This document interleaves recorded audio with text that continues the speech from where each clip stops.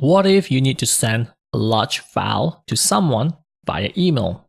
Well, usually email providers limit the size of your file that you could send, so you can always use this online file transfer service.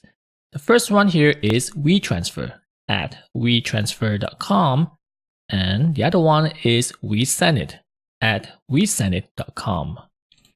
For WeTransfer, the one that I usually use, it's very easy to use.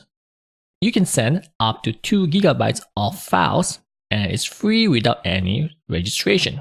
So if you click on I agree here is where you can add your files. Click on it and you can go and search the files that you want to upload. Then you just enter the email address, the recipient email address, your email address, and the message that you would like to tell them. That's pretty much it. The other one is WeSendIt.com. It works almost exactly like WeTransfer.com. Here you can add the files up to 5 gigabytes, and you just enter the email of the recipient, your email address, and the message. So it's pretty easy for you to use this kind of service.